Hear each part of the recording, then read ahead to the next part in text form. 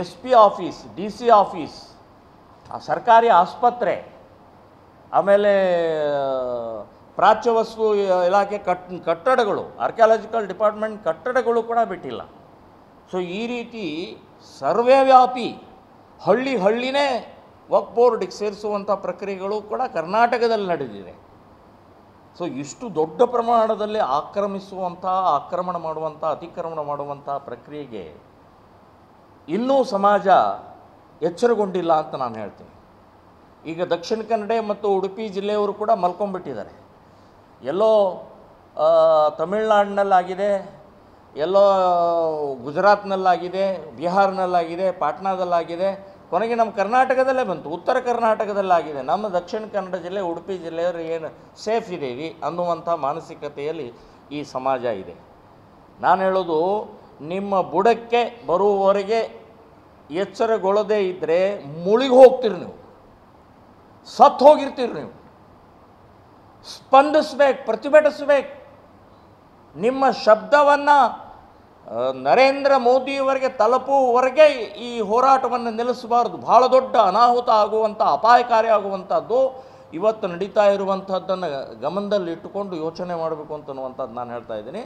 ಅದಕ್ಕೆ ಮಠಾಧಿಪತಿಗಳು ಕೂಡ ಅಷ್ಟೇ, ನಮ್ಮ ಮಠ ಏನಿಲ್ಲ, ರೈತರು ಅಷ್ಟೇ, ನಮ್ಮ ಪಹಣಿಯಲ್ಲಿ ಏನು ಹೆಸರು ಬಂದಿಲ್ಲ ಅಂತ ಹೇಳಿ ಕಣ್ಣು ಮುಚ್ಕೊಂಡು, ಬಾಯಿ ಮುಚ್ಕೊಂಡು, ಕೈ ಕಟ್ಕೊಂಡು ಕೂತ್ಕೊಂಡ್ರೆ ಇದು ಬಹಳ ದೊಡ್ಡ ಅನಾಹುತ ಆಗುವಂಥ ಕಾಲ ಬಹಳ ದೂರ ಇಲ್ಲ ಅಂತನ್ನುವಂಥದ್ದು ಹೇಳ್ತೀನಿ.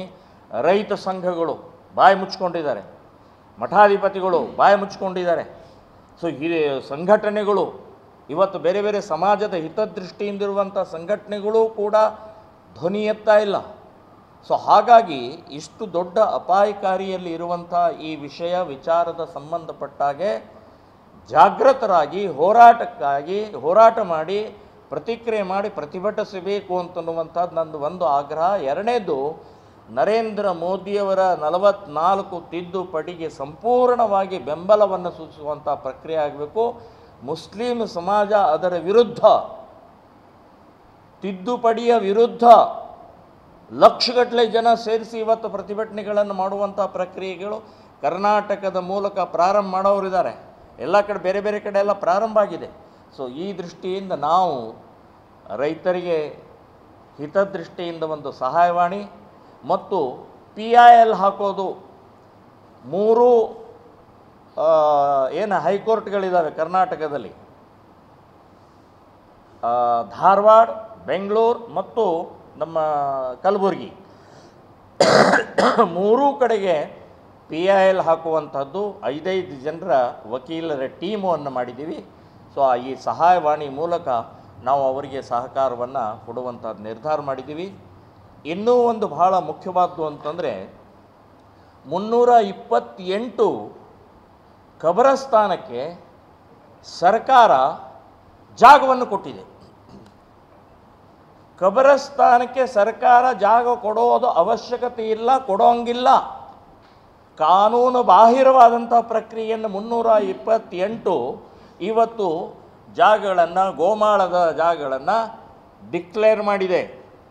ಅದನ್ನು ವಾಪಸ್ ತಗೊಳ್ಬೇಕು ಅಂತನ್ನುವಂಥದ್ದು ಆಗ್ರಹವನ್ನು ನಾನು ಮಾಡ್ತಾ ಇದ್ದೀನಿ.